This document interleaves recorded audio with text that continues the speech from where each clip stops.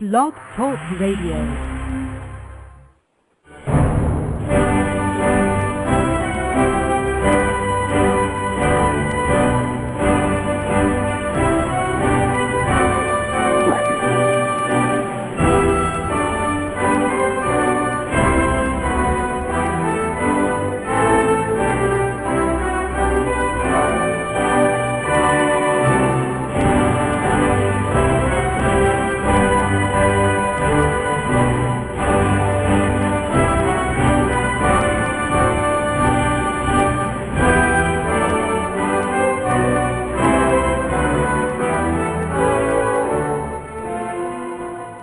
Boa noite, meus amigos. Estamos aqui de volta.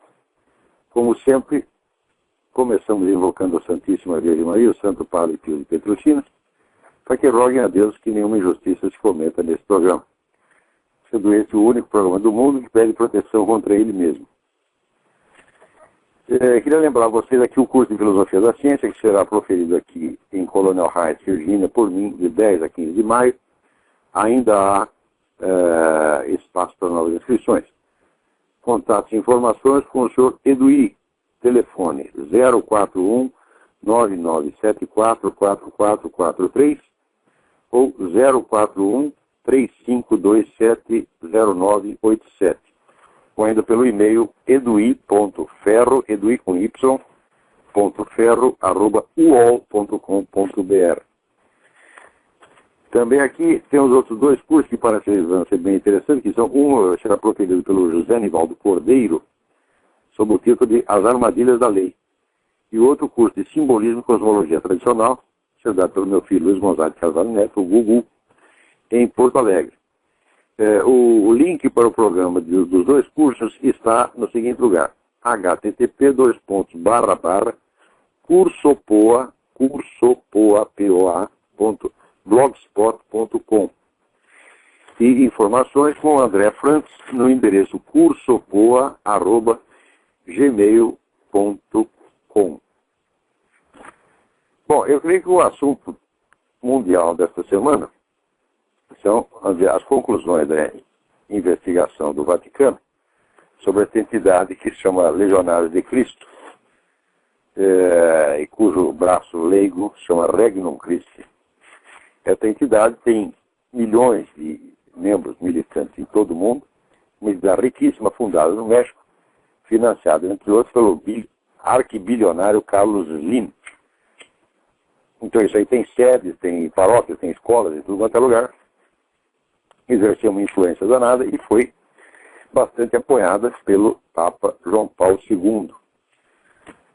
Mais de 20 anos atrás começaram a surgir denúncias de que o fundador e, por meio século, dirigente da entidade, padre Maciel Degollado, estava praticando pedofilia, estava se aproveitando dos jovens noviços, mas a coisa foi abafada. A direção da entidade processou todo, intimidou todo mundo, o negócio foi abafado. Houve um inquérito no Vaticano, que então não deu nada. Mas as vítimas continuaram a aparecer. Depois apareceu uma mulher que dizia que tinha filho com o padre Marcial Maciel, tá certo? E se relacionava com ela sob outro nome. Ela nem sabia que o sujeito era padre. Ela ficou totalmente escondida, né? E por fim apareceu denúncia dos próprios filhos dele, de que ele tinha relação sexual até com os próprios filhos. Ao mesmo tempo começaram a ser divulgados em livros, tem até 2 livros, um livro que chama Os Ossos do Silêncio, The Vows of Silence, e agora um outro escrito também por um noviço que foi vítima do padre Marcial Maciel, o livro sobre o título Our Father That Art in Bed, Pai Nosso que Estás na Cama. Em suma, o sujeito durante meio século abusou de centenas de jovens.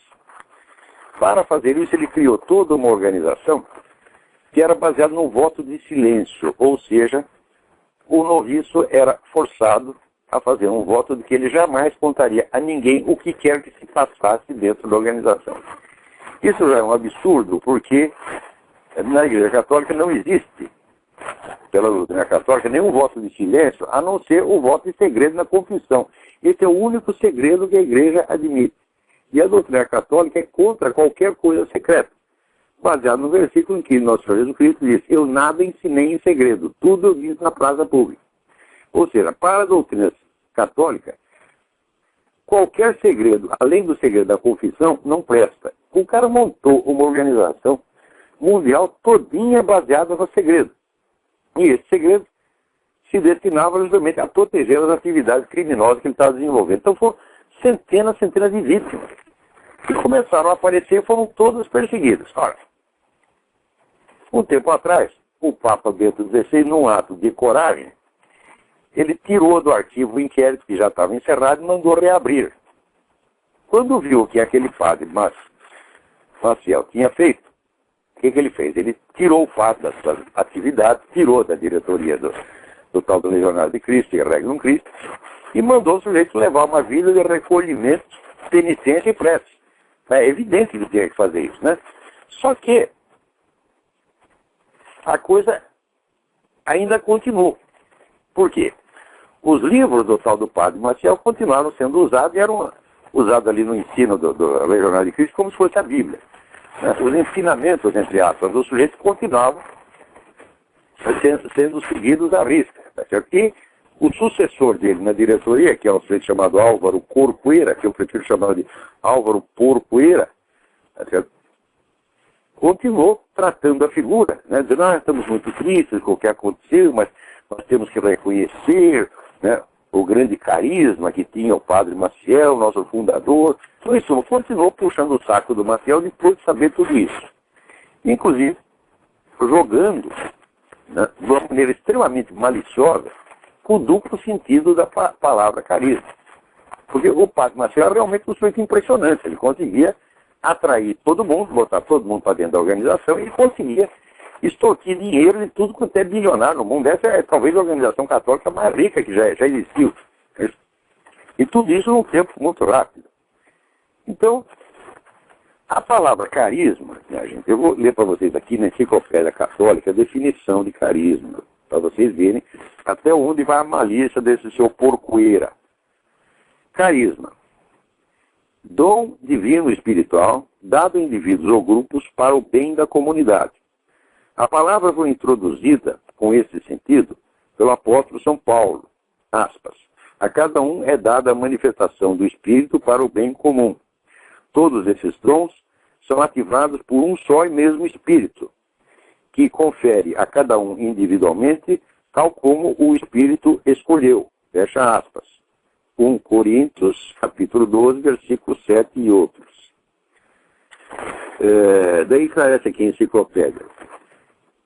Embora alguns carismas sejam extraordinários, como a profecia ou as curas, a maior parte deles são poderes para ordenados ao crescimento da comunidade cristã. A pregação, o ensino, a administração, a generosidade são carismas importantes. Ora, será que para o sujeito construir uma organização secreta que está protegendo, né, os seus crimes de pedofilia e incesto, ele fez isso com o dom do Espírito Santo? Ora, ô Porcuera, vai tomar no olho do seu cu. Você é um mentiroso, safado, você acobertou essa merda. Esse Porcuera, durante 40 anos, foi o braço direito do Maciel. Foi ele que organizou a perseguição às vítimas que denunciavam os crimes. Então, é claro que, se fosse, vamos dizer, apenas crimes individuais, se ele cometeu um crime de pedofilia, cometeu estupro, qualquer coisa, aí é um assunto. Agora, se você monta toda uma organização baseada no segredo, tá certo? E mais ainda, como se comprovou depois, e vocês podem observar no site www.regain Network, Regain, R-E-G-A-I-N, Network, tudo junto, sem ponto, regainNetwork.org, dê uma olhada lá, você tem depoimentos, você tem estudos científicos. Depois se comprovou que todos os métodos usados para a regimentação e treinamento dos discípulos eram os métodos de controle e manipulação de conduta que são usados, por exemplo, nessas seitas tipo Rajneesh, meninos de Deus, etc, etc. Ou seja, os Legionários de Cristo não se distinguem em nada dessas seitas, exceto num ponto. É uma organização muito mais criminosa do que todas elas. Porque já Rajneesh, por exemplo, pode ser um verdadeiro suíno, mas nunca se ouviu que o Rajneesh, né, comesse seus discípulos de 14 e 15 anos, muito menos que ele tivesse relações sexuais com os próprios filhos. Tá certo? Isso aí só o pessoal do Menino de Deus fazia.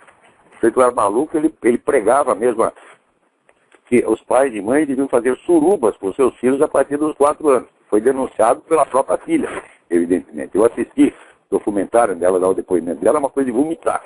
E o seu Maciel está fazendo exatamente a mesma coisa que o cara do Menino de Deus fazia. Tá certo? Só que em escala muito maior. Tá certo? E usando a própria Igreja Católica. Ora, como é que você pode classificar isso apenas como um crime de pedofilia? Isso, vamos dizer, é um caso de infiltração satânica dentro da igreja para destruí-la desde dentro. Isso é muito mais grave do que a própria teologia da libertação.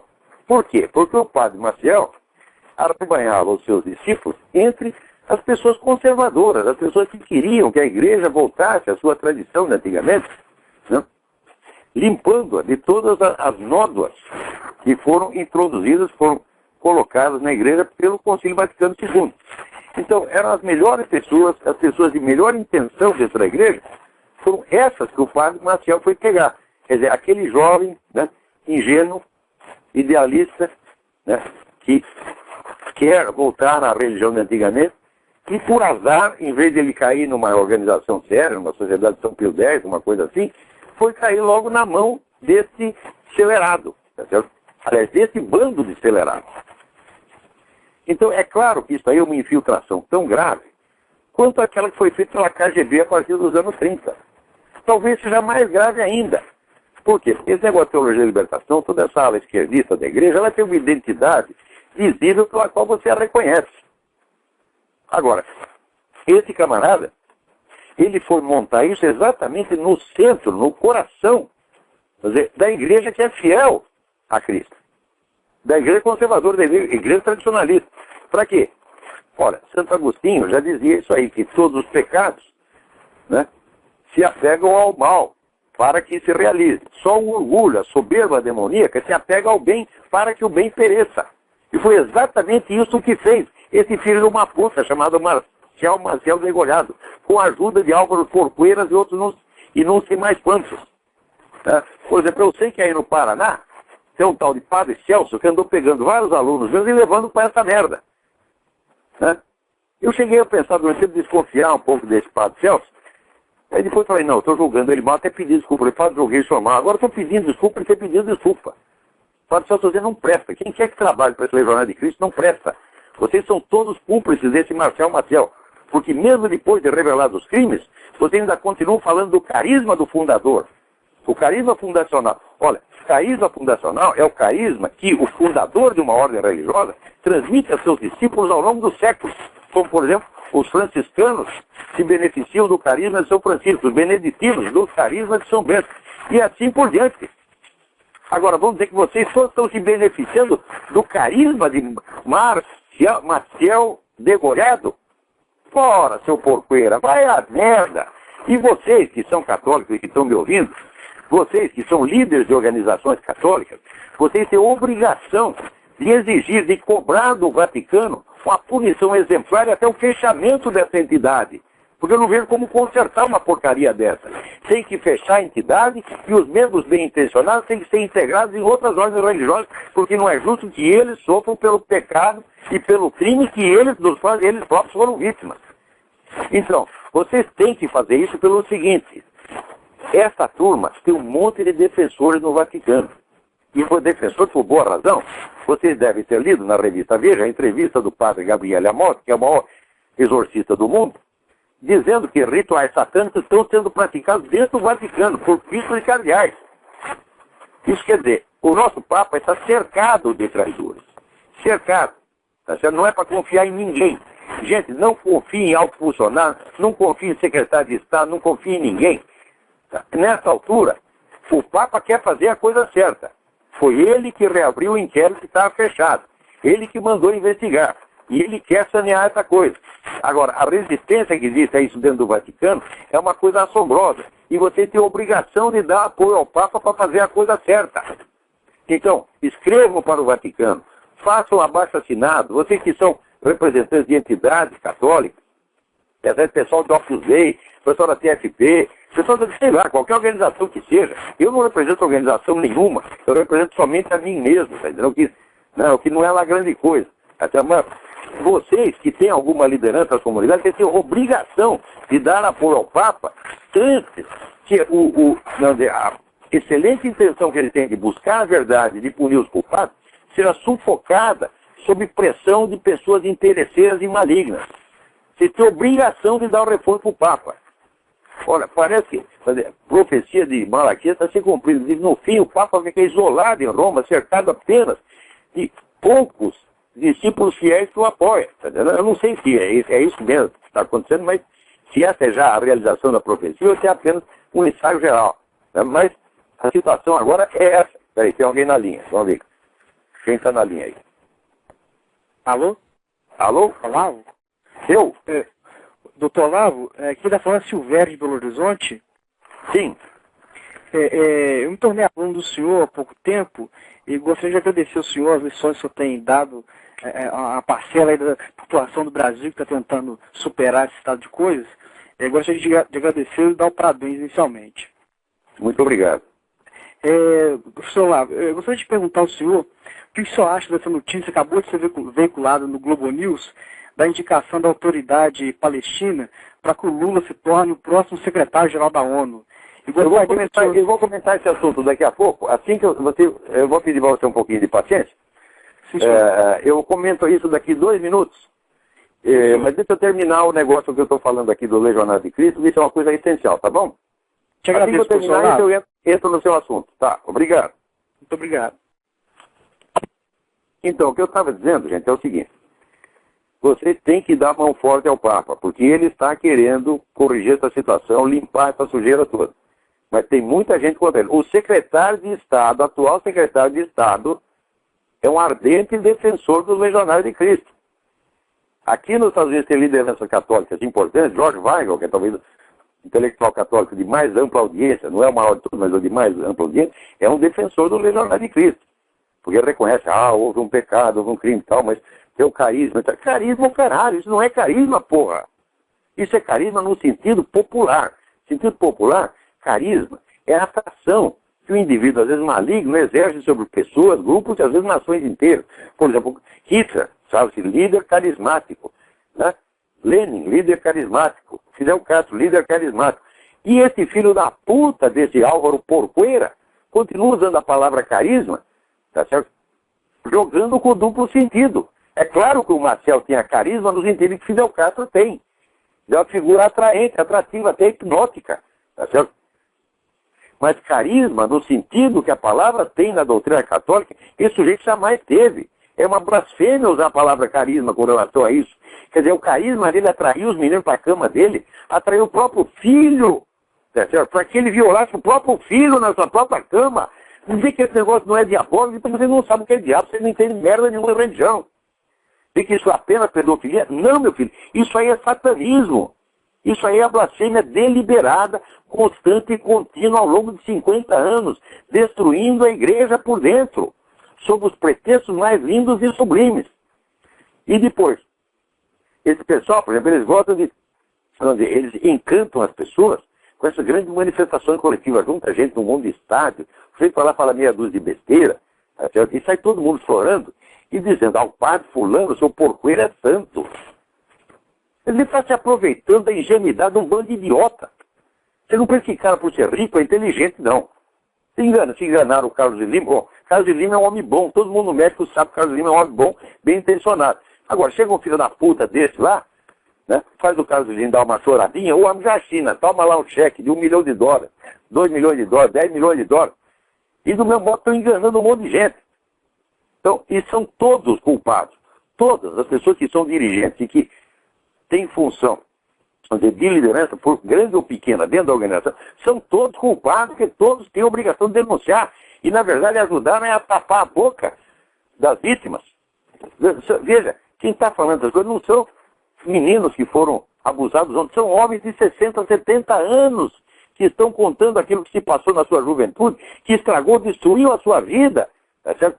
E que a denúncia foi sufocada, primeiro por esse maldito, satânico voto de silêncio, e depois por perseguições judiciais movidas sob a liderança do seu Porcoeira, tá certo? E só agora, vê com um atraso enorme, a coisa começa a aparecer. E a gente imagina o Papa sozinho no Vaticano, cercado de filha da puta por tudo quanto é lado, tá certo? E vocês aí que se dizem católicos, né? Vocês têm que se mobilizar para defender o Papa. Agora nós vamos ver quem é católico e quem não é. Tá certo? Porque o sujeito assim, no Brasil está cheio de gente assim, se ele lê uma frase que parece que não combina diretamente com a doutrina da igreja, né, embora seja dito num contexto completamente diferente, onde a comparação não é possível, esse cara não é católico, ele é agnóstico, não sei o quê. Começa com essa frescura, essa viadagem doutrinal. Tá certo? Mas na hora da ação, o que eles fazem? Eles ou se omitem ou apoiam o que não presta. Por exemplo, tem gente que diz, não, nós não podemos denunciar isso porque a igreja é conservadora, vai nos desmoralizar. Eu digo, meu Deus, é a nossa casa que a gente tem que limpar primeiro, não a casa do vizinho. É a igreja tradicionalista, essa é que tem que, em massa, se levantar e exigir as cabeças desses filhos da puta da Organização Legionária de Cristo e Regnum Christi, cujo nome já em si uma blasfêmia. Então, mobilizem-se, certo? E olha, quem foi aluno meu, ouviu conferência minha, de alguma maneira recebeu algum ensinamento de mim, afaste-se dessa gente, já. No Paraná eles pegaram um monte de gente, tá certo? E cheguei, vamos dizer, a perder amigos por causa dessa coisa, porque chegava amigo aquela besteira, o padre não sei o que é santo, pode que é santo. Eu digo, meu Deus do céu, isso aí é assim, aquele negócio de manipulação da consciência, o mais típico, tá certo? Que existem centenas de livros explicando como é que se faz isso. Você vai lá, faz o camarada dar uma choradinha, o cara já está, tive encontro com o Espírito Santo. Não, tive encontro com o Espírito de porco.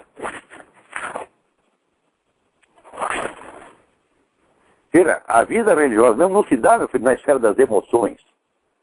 Se dá na esfera das atitudes profundas e da consciência moral, da consciência moral exigente, séria, que busca a verdade e a aceita, mesmo quando ela é amarga. Aí é que está a religião. Não é no sentimento, não é...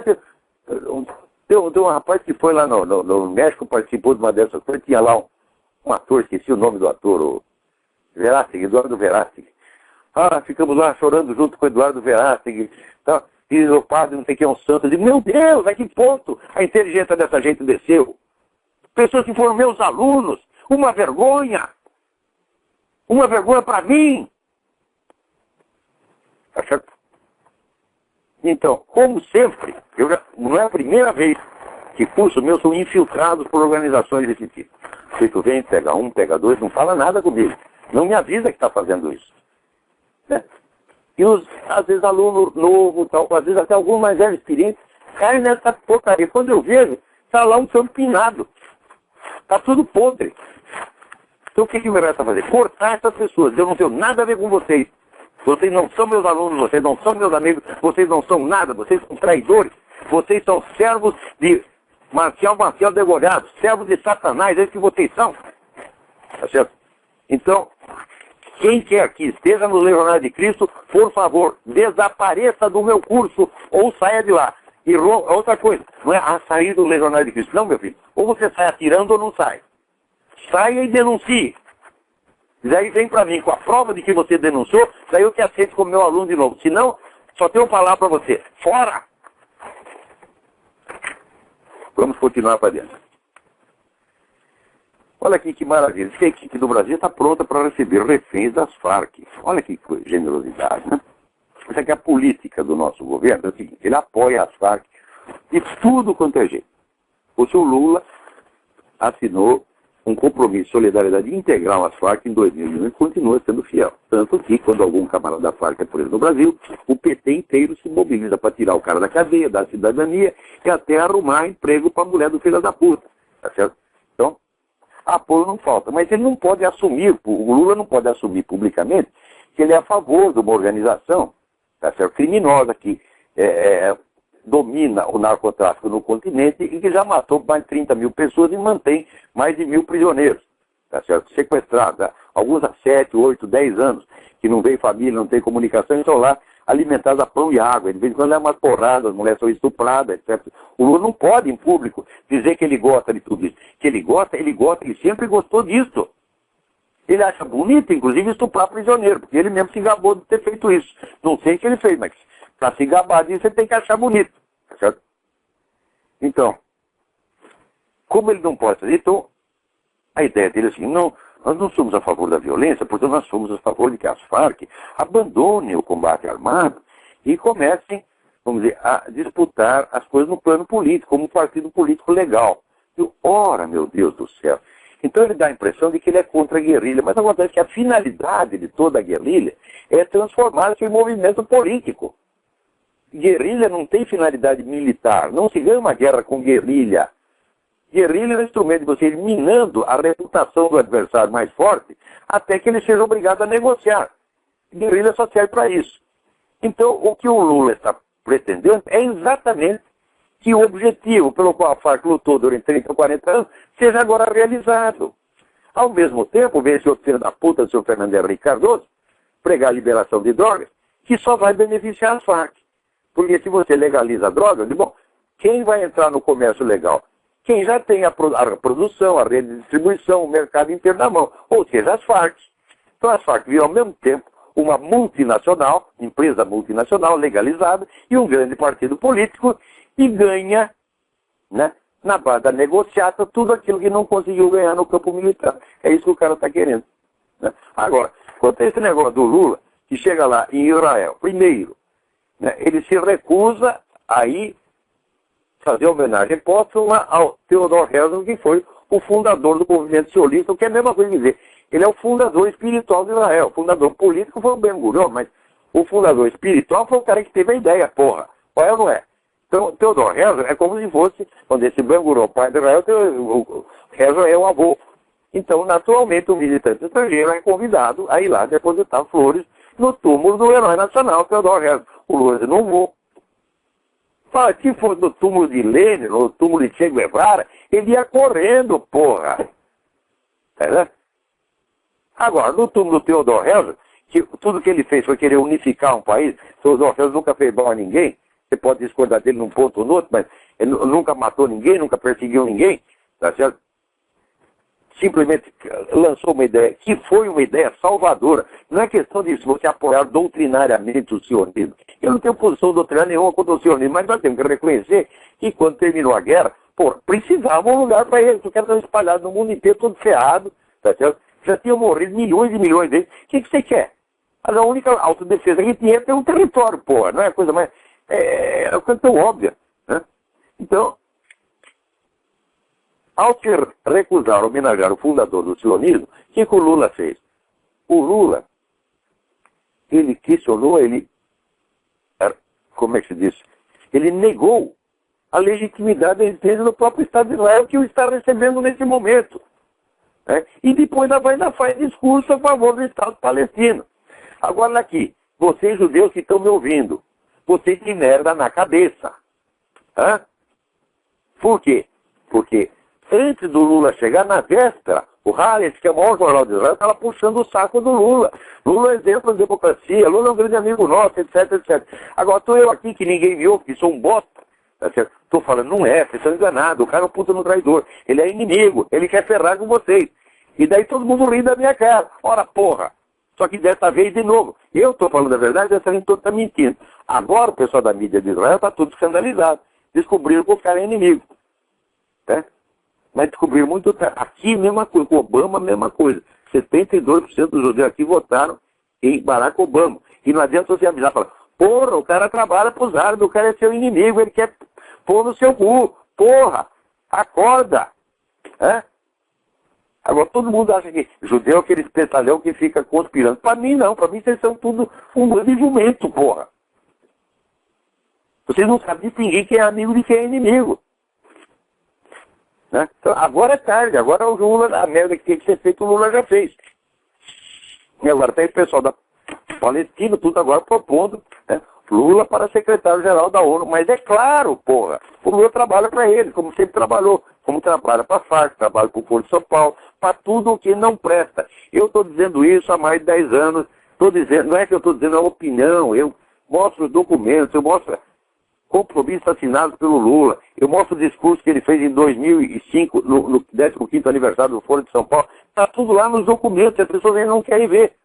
Essa semana está aí o Heitor de Paula, criticando com justa razão o Carlos Alberto Montaner, porque o Montaner agora diz, de repente o Lula mudou.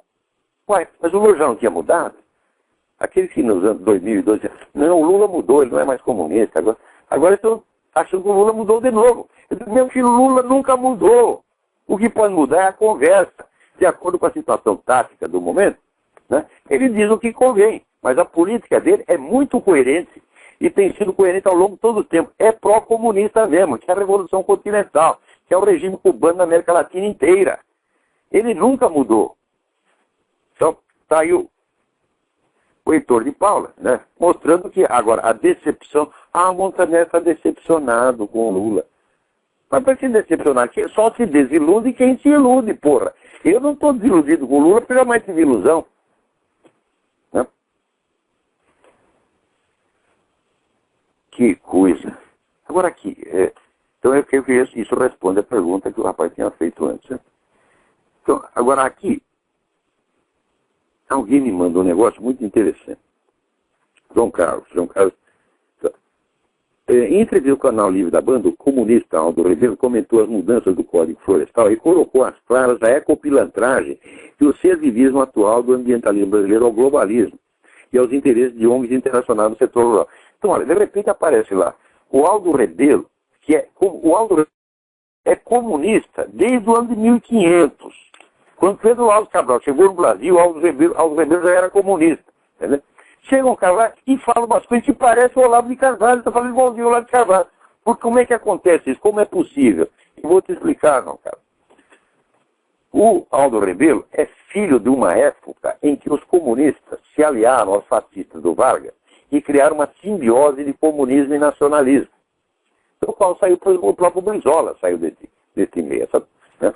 Então, são os caras que, embora comunistas, eles aderiram ao nacionalismo e alguns aderiram até sinceramente.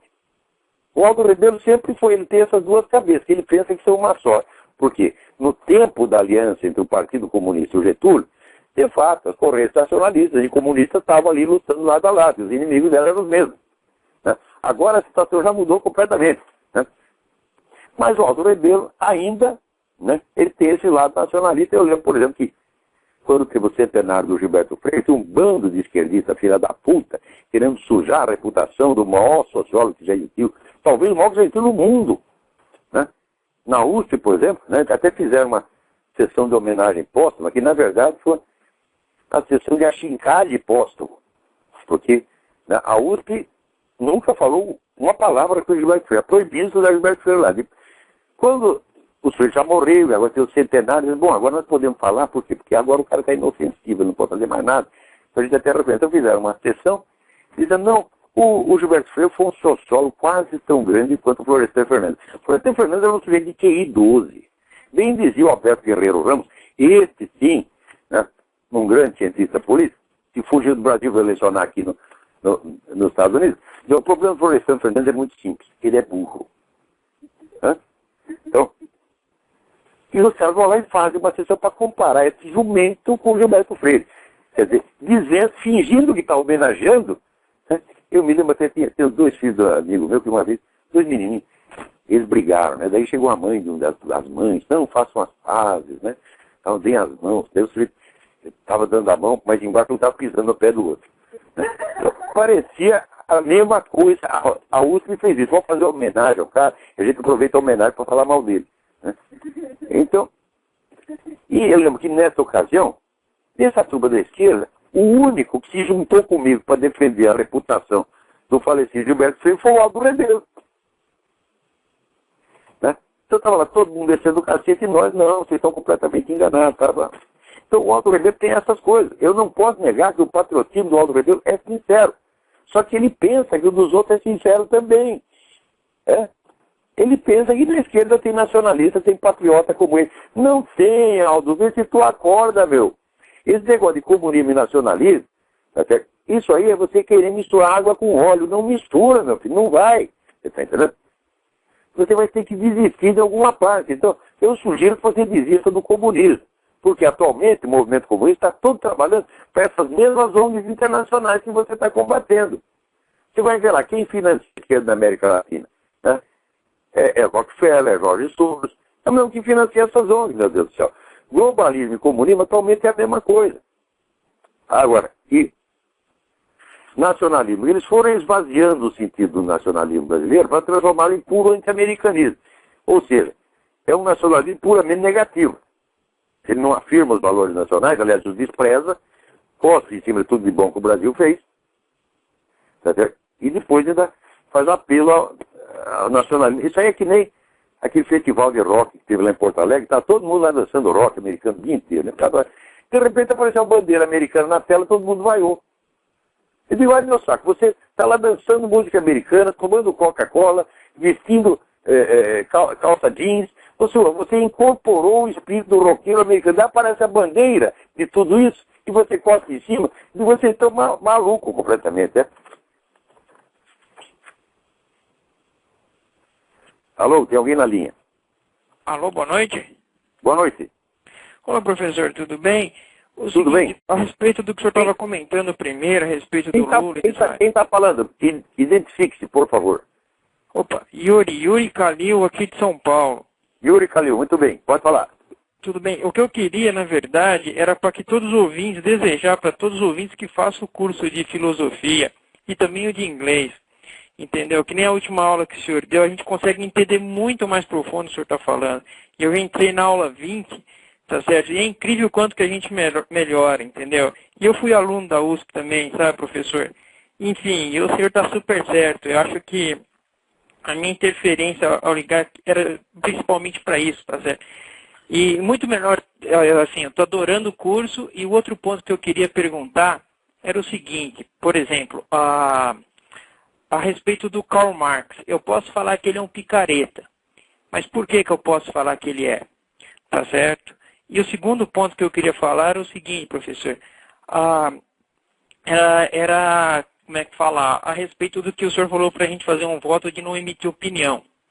Tá certo? Numa aula eu acabei fazendo isso, entendeu? Então eu só falei, professor, que a gente devia buscar a verdade. Ele falou assim, não, mas isso é... A verdade não existe, ela é relativa, tal. Aí eu falei para ele, mas o que o senhor está falando é verdade ou é relativo? Entendeu? Pois é, essa coisa de verdade não existe, verdade relativa, isso é peido verbal, não quer dizer nada, porra. É claro que a verdade é relativa, mas uma coisa que é relativa a outra coisa, que é, por sua vez, relativa a outra coisa. Se isso consegue indefinidamente, tá certo? Então você criou um relativismo absoluto. Então o relativismo absoluto não dá para você falar nada, você tem que calar a boca. Agora, esses caras são relativistas só da boca para fora, porque eles dizem que tudo é relativo, mas no instante seguinte eles se impõem a opinião deles como se fosse absoluto.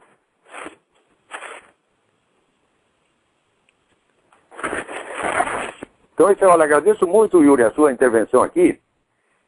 Uhum. De fato, esse curso, vamos dizer que é uma coisa que eu preparei, eu tive me preparando para esse curso a minha vida inteira. E esse aí condensa tudo aquilo que eu quis fazer e que eu quis transmitir às pessoas. Transmitir o quê? Ideias prontas para você engolir e dizer amém? Não. Transmitir os instrumentos para que você tome posse da sua inteligência e você possa perceber a verdade por sua própria conta. Eu tô ligando para falar, porque eu tô testemunhando isso. Eu falo, por exemplo, minha namorada também está fazendo o curso. E ela era mais de esquerda, entendeu? É incrível a evolução que a gente tem só de ouvir. A gente não é tão ativo assim, entendeu? A gente é mais da área de exatas e o benefício é enorme. Então, quando as pessoas estão ouvindo o programa, assim, vê às vezes o senhor falando, tudo não sabe da dimensão do que tem por trás. Entendeu? Mas exatamente, aqui no programa é só um comentário breve e superficial das notícias da semana. Algumas notícias, eu estou aqui com 87 páginas de notícias, das quais eu vou poder comentar 8, se conseguir. Né? Mas no curso a gente aprofunda e dá os fundamentos daquilo que está falando. Então, E o objetivo do curso é preparar o pessoal confia, né, meu? Confia que é verdade. A gente estuda, vai, checa, e é mesmo. Não dá errado. O que eu estou falando não é para tu acreditar, tu vai checar por ti mesmo, tu vai ver os documentos, tu vai ver as fotos, daí você vai ver se eu estou falando a verdade, eu estou mentindo. Se eu estiver errado, você me avisa. Quantas vezes já não tive aqui que me corrigir? Outro dia mesmo estava comentando aqui que o último capítulo do Jardim das Aflições tem coisa errada, do meu livro Jardim das Aflições tem coisa errada ali. Porque na época que eu escrevi, eu não sabia nada do movimento conservador americano. Eu pensava que aquilo era uma titica de galinha. Depois que cheguei aqui, eu vi que é um negócio pujante, poderoso. Então, quer dizer, a minha imagem dos Estados Unidos estava viciada, tá certo? Pelas fontes brasileiras, que são todas baseadas na esquerda americana. Outras vezes, quando eu li aquele livro daquele merda, daquele Júlio José Chiavenato, Genocídio Americano, acreditei na porra do livro. O livro do John Cornwell, sobre o Papa Pio XII, acreditei naquela merda. Depois eu vi que era tudo furado. Por quê? Porque alguém me avisou. Então, quando a gente vem me corrigir, está me fazendo um bem. Né? Mas a atmosfera que é boa de todo mundo estudando e melhorando e buscando a verdade, eu acho que realmente o benefício é muito grande. E o que a gente pode fazer é rezar para o senhor, para o Padre Pio iluminar o senhor. Reze mesmo, porque todas as galinhas pretas do Brasil já acabaram. O pessoal está fazendo macumba contra mim, já não tem mais galinha preta. Aí tá que nem dizia o pessoal do Cacete do Planeta, está tudo tão ruim que já estão usando caldo quinó para fazer macumba. Tá certo, senhor, abraço, boa noite. Abraço, obrigado.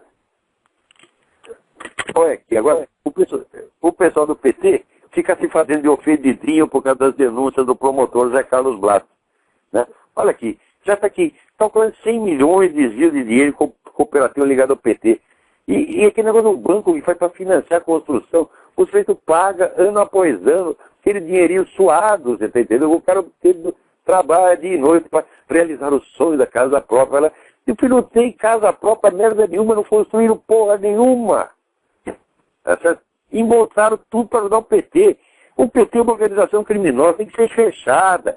Todos os seus líderes têm que ir para a cadeia. Todos sem exceção, não tem um ali que seja inocente. Quando é que vocês vão entender isso? Porque isso aí, gente, não é corrupção. Isso é revolução. Isso é estratégia revolucionária. Para uma organização revolucionária, é normal roubar, desde que o roubo seja organizado. E não seja para indivíduos, mas seja para o partido. Olha, está lá escrito em Lenin, Stalin, Fidel Castro, todos eles concordam com isso. O que o Lula, o PT está fazendo é a mesma coisa. Estamos roubando para a revolução, e portanto isso é um mérito. Por quê? Porque a revolução daqui 2000 anos vai criar o paraíso na Terra. Então a gente já vai embolsando o dinheiro, o pagamento desde já. Isso é o que eles chamam de ética, de moral. A mentalidade revolucionária é assim mesmo, gente. Eles fazem uma promessa sem data para ser cumprida. Você perguntar, o socialismo vai ser uma maravilha, todo mundo vai ter. Quando vai vir essa porra? Já não sei. Então, como é que vai ser? A resposta é o que o Lula disse. Não sabemos que tipo de socialismo vamos fazer. Escuta, mas que caso de proposta? É proposta vazia? É? Você propõe um negócio que nem você sabe o que é, e eu já tenho que pagar por isso desde já? É? Eu vou te vender um carro. Que marca é o carro? Não sei. Tá certo? O motor tem quantos cilindros? Não sei. Funciona? Também não sei. Tá certo? E que ano é? Também não sei. Mas você tem que pagar tanto. E você paga, porra!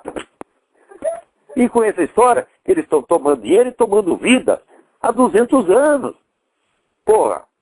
E as promessas maravilhosas da Revolução Francesa. O que foi a França depois da Revolução? Viu caindo, foi pro lixo. Hoje, a França é uma colônia árabe. Foi isso que a Revolução Francesa fez. E os caras ainda comemoram. Só tem 2 ou 3 caras lúcidos, que nem o historiador Pierre Sauvigny, segundo cenário da Revolução, falou, escuta, não tem nada a comemorar, esse negócio só põe no nosso cu, porra. Né? E agora, a IPT também é uma coisa, essas promessas maravilhosas. Oh, meu Deus do céu, só quem não conhece a história dos caras é que acredita.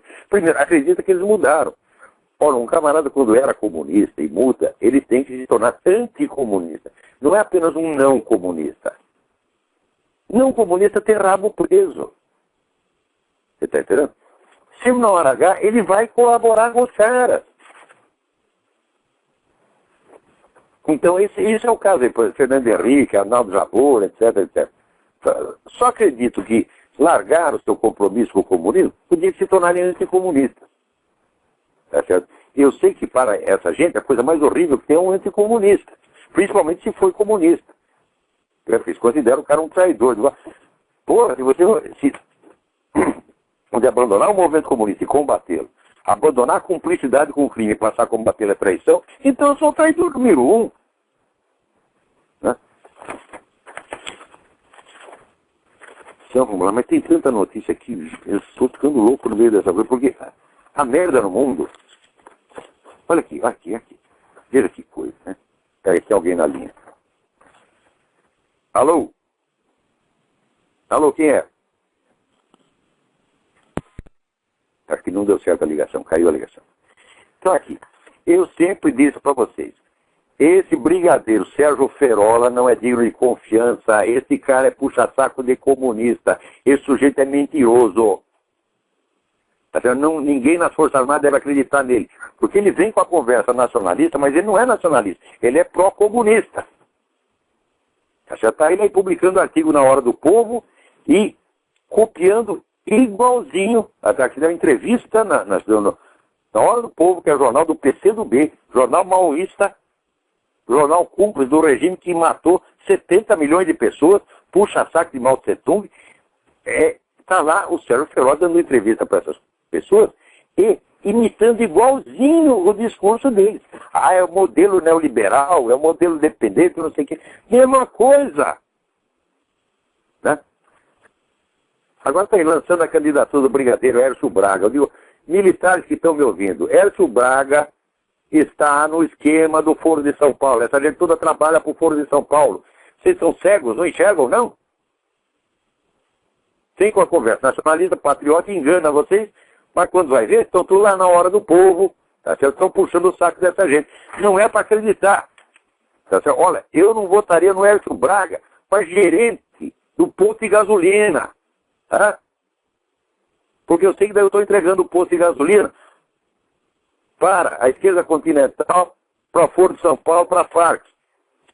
Não são dignos de confiança. O general Durval de Andrade Nery não é digno de confiança. Trabalha para os comunistas. Hércio Braga trabalha para os comunistas. Ferola trabalha para os comunistas. Não é porque o cara está fardado que ele é patriota. Quando é que vocês vão entender, porra? Eu confesso, eu já escrevi que no Brasil eu só vi patriotismo nas Forças Armadas. Não vi mais em parte alguma. Fora tem um ou dois. Né? Mas nas Forças Armadas, a maioria é patriota. Agora não quer dizer que todos sejam.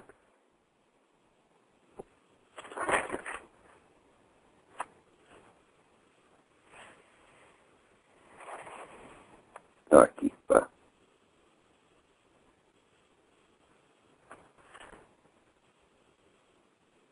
Agora aqui, olha, vocês militares, vocês são tão burros que nem os judeus. Vocês ajudam o seu inimigo. Olha aqui diz que o Brig.ig diz que dentro do clube do subtenente sargento da Marinha e Exército Aeronáutico, o brigadeiro Hércio Braga tem 67% de aprovação. E isso, o Obama aqui também tinha 72% de aprovação dos judeus. Depois o sujeito sai tudo com dor no cu e não sabe de onde veio. Ai, tá doendo. E mas escuta, foi você que pediu pro cara fazer isso, porra.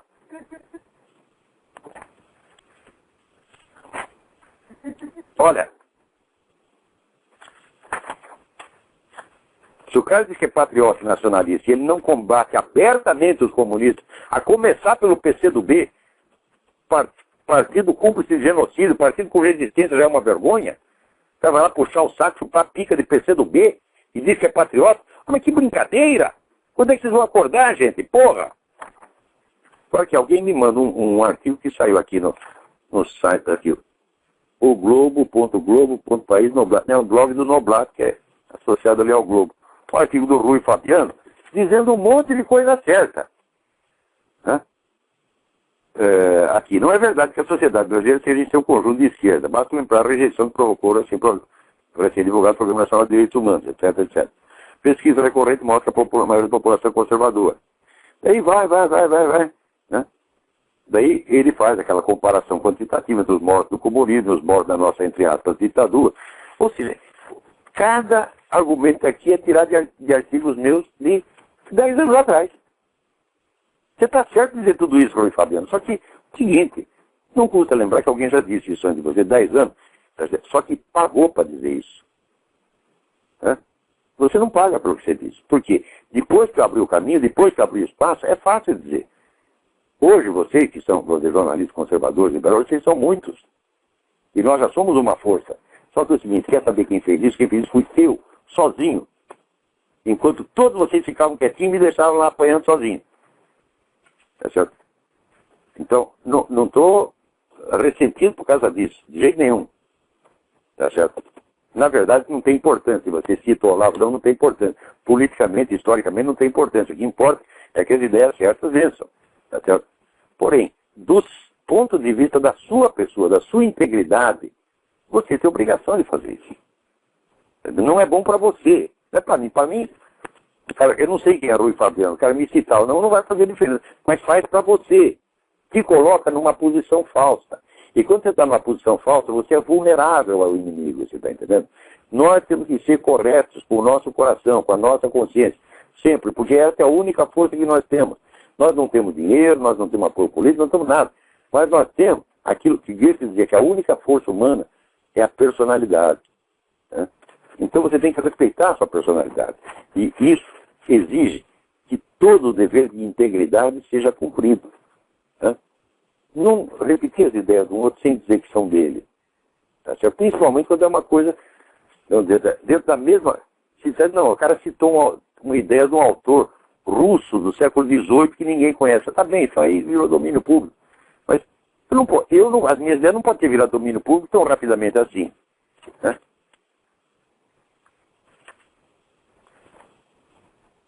Então aqui, também, alguém me passa aqui, lista que saiu na Veja, né, das vítimas dos terroristas de esquerda. Essas vítimas, que daqui tem uma lista de 120. Ninguém está recebendo indenização, ninguém está com cargo público, ninguém é ministro, ninguém é presidente estatal, tá certo? Ninguém tem verba do Banco Ópio, tem verba do Mensalão, não tem nada. Estão tudo lá fudido e mal pago. Tá certo? Então, vocês veem que a atitude desse pessoal é assim.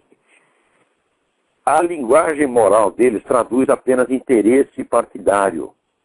Para eles, o bem é aquilo que ajuda eles. O mal é o que ajuda o adversário. Eles não têm noção de uma moral que é superior, né, às contingências políticas do momento. Você vira, por exemplo, se você pegar capitalismo e socialismo, eles surgiram, vamos dizer, uns poucos séculos atrás. Mas as virtudes e os vícios já eram conhecidos milênios antes. Por exemplo, o que era um soldado valente e um soldado covarde? No tempo do Império Romano, do Império Egípcio. Era a mesma coisa que hoje nós chamamos soldado valente, soldado covarde. O que era um adúltero naquele tempo? Era o sujeito que comia a mulher do vizinho. E hoje o que é? É o sujeito que comia a mulher do vizinho, porra. Então, a moral é muito mais antiga do que as correntes políticas. Uma coisa não pode se identificar com a outra 100%. Tanto que, por exemplo, se a gente é pró-capitalista, eu sou pró-capitalista, mas isso não quer dizer que eu vou aprovar tudo o que se faça em nome do capitalismo. Eu não vou sair aí aplaudindo o Jorge Soros porque é capitalista. Agora, esse pessoal não. O bem e o mal em si mesmo não existem. Só existem como expressões dos interesses partidários. Aí outro dia o senhor, o doutor Emir Schader, falando dos ex-esquerdistas, que eles se venderam. Eu me vendi a quem? Cadê o dinheiro? Cadê o pagamento? Caralho! Hã? Quer dizer, ele não imagina a hipótese de que no outro lado possa haver pessoas honradas que estão fazendo a coisa por boa intenção. Olha, eu acabo de reconhecer aqui que o Aldo Ribeiro é um homem honrado. Já proclamei isso 1000 vezes. Tá? E eu acho que 50% do Aldo Ribeiro está certo, o outro 50% está errado. Metade.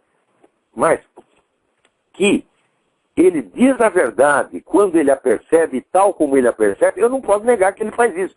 Mesmo quando a verdade é inconveniente para a sua agremiação política. Agora, quem no PT é assim? Quando que o seu Emir Schader se descobriu a verdade que é contra o comunismo, contra os interesses políticos, ele vai dizer, não, ele vai esconder embaixo do tapete como sempre fez. Então, olha aqui, essa lista de 120 é muito modesta, porque todas as listas de vítimas do terrorismo esquecem uma coisa. Desses terroristas brasileiros que foram para Cuba, muitos se tornaram funcionários do governo cubano. Então são cúmplices do assassinato, da morte de 100 mil pessoas, porque aquele negócio de 17 mil são só aqueles que foram fuzilados e que são publicamente conhecidos como tais. Agora, se você pegar, quantas pessoas mataram em Angola? Hã? Em Angola mataram 15 mil. Hã? Quantos mataram em outras intervenções militares? E assim por diante. E todos aqueles que o governo cubano mandou para morrer em outro lugar. Soma tudo isso e dá aí o que o livro negro da Revolução Cubana diz: 100 mil pessoas. E esses terroristas brasileiros, todos eles, incluindo o seu Gabeira, são todos cúmplices disso e nunca denunciaram. No máximo, agora a situação mudou, o contexto histórico é outro, agora a violência não tem mais cabimento. Ou seja, eles são contra a violência por motivos táticos, não por motivos morais. Tá certo? E assim vai. Agora, quem está certo aqui? Dissidente cubano Guilherme Farinas, que está em greve de fome há 18 dias, em protesto contra a morte do outro, Orlando Zapata, que morreu de fome na cadeia. Tá certo? E esse que a dona Dilma, entrevistada, ela disse: não, mas eles querem cometer um crime comum. E o repórter, ele não tem 2 culhões, não tem nem meio culhão, não é capaz de dizer para ela: fizeram um crime comum como a senhora? A senhora é assaltante, porra! O que é isso? Então, o cara diz o seguinte: diz, considero que o Lula é um assassino. Ele poderia ter cancelado a visita a Cuba, mas não fez isso, preferiu negociar com o país. De acordo com o cubano, Lula pode ser considerado um assassino lá de Raul Castro, pois para isso Orlando Zapata também era um preso comum, que os líderes desrespeitaram a sua memória. É isso mesmo. Agora o Farinas, que está lá na... Puta merda, você vê a fotografia do sujeito, ele tem 48 anos, parece 78. O cara tá acabado. Acabaram com ele na prisão cubana. Agora, os prisioneiros brasileiros, você vê as fotos dele. Tem a foto, saiu na primeira parte, todos os jornais, todos trocaram. Acho que 48, não sei se 42, 48 prisioneiros, né? Foram trocados por embaixador, foram tudo mandado para Cuba. Não tem um que seja magrinho. São todos gordinhos. Tem contraparente minha que eu fui buscar na cadeia, no dia que saiu. E que todo mundo dizia: não, ela apanhou tanto que perdeu um rim. Eu chego lá, estou esperando que eu vou caçar os pedaços de um semi-cadáver. Ela tá a mulher, gorda, corada, alegre. Eu digo: o que é isso, porra? Agora, vai ver, dá uma olhada na foto do Guilherme Farinas. Saindo aqui. Olha, procura lá, http://jovempan.uol.com.br. Procura lá, Guilhermo, com 2 L's, Farinhas, com o tio em cima do N. Procura lá que você vai ver a cara do fulano, como é que ele tá, coitado. Agora, os presos políticos do cubano ainda mandam uma carta de protesto ao presidente do Brasil. Carta de protesto tem que dizer no seguinte tempo: vai tomar no cu, seu filho de uma puta! Ponto assinado, P de ferimento. Tá? Agora aqui. Sai aqui no Prensa Latina. Partidos de esquerda de 43 países condenam campanha contra Cuba. Que campanha, porra? Quer dizer, você reclamar porque o sujeito, um prisioneiro político, morreu de fome. Tá certo? Isso é campanha contra? O que é isso, porra? Agora, saiu uma notícia do Hélio Gaspar. Eu não levo muito a sério o Hélio Gaspar, não, porque o Hélio Gaspar, no tempo da ditadura, cara, assim, no tempo da ditadura, ele estava muito bem com os milícios. Quando terminou, ele está muito bem com a turma do governo, do FHC. Termina do FHC, está muito bem com o governo. Epa, peraí. Eu sempre estive mal com todo mundo. No tempo da ditadura, eu estava mal. No tempo do FHC, eu estava mal. E aqui do PT também estou mal. Então eu não posso gostar muito dessas pessoas que estão sempre bem, né, ricas, saudáveis, coradas, sorridentes. Tá certo? Em todas as situações. Mas o Hélio Gaspar contou um negócio, aqui, ó, achei, muitíssimo interessante. Né? O Lula, né, ele fez gozação com o cara que morreu durante a greve de fome. Desprezou. Mas onde já se viu greve de fome? Ora, o Lula também fez greve de fome. Só que é o seguinte, ele escondeu umas balinhas no bolso. Está aqui denunciado da coluna do Hélio Gaspar. Né? E daí alguém reclamou, falou: companheiro, que escondendo balinha aí. Eu disse: como esse cara é chita? Né? Quer dizer, a greve de fome dele é palhaçada. Mas depois, em 1998, aqui conta o Hélio Gaspar. Porque, olha, tem uma coisa que a gente não pode negar. O Hélio Gaspar tem memória e ele assistiu muita coisa. O que ele esconde de safado. Mas que ele sabe, ele viu muita coisa. Né? Por exemplo, você, 4 volumes de memórias dele do tempo dos milicos, não tem uma vez a palavra KGB. Né? Não tinha ninguém da KGB no Brasil. Ninguém. Olha que coisa maravilhosa. O único país do mundo que está livre da KGB. Então, mas o que ele conta é sempre interessante. Aqui, em 1998, quando o sequestrador do empresário Abílio Diniz fizeram greve de fome na cadeia, Lula ligou para o presidente Fernando Henrique Cardoso e intercedeu por eles. Olha, Fernando, você vai levar para a tua biografia a morte desses caras. Agora, aqui, ô Lula, a morte do Orlando Zapata vai para a tua biografia. Tu está carimbado. Tu cuspindo em cima do morto, da vítima inocente. E está cuspindo em cima dos outros que também estão lá nesse momento sofrendo no cárcere cubano.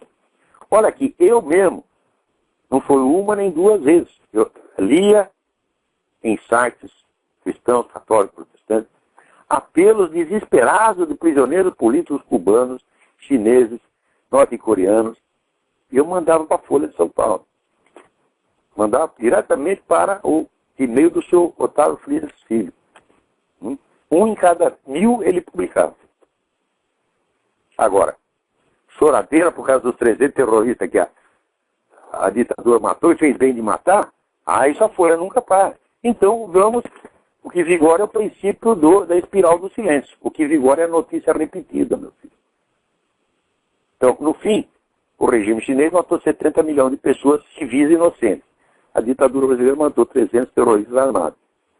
Este último caso fica parecendo muito mais grave do que o outro. É isso que a Folha quer, é isso que a grande mídia brasileira inteirinha quer. Agora, quando o governo se volta contra ela, começa a precisar do interesse dela, aí ela se levanta, né? Democracia, direitos humanos, etc, etc. Eles não estão lutando a favor dos direitos humanos. Estão lutando a favor do direito de eles oprimirem os direitos humanos por sua conta, sem que o governo interfira. Então, é isso aí. Até a semana que vem. Muito obrigado. Obrigado.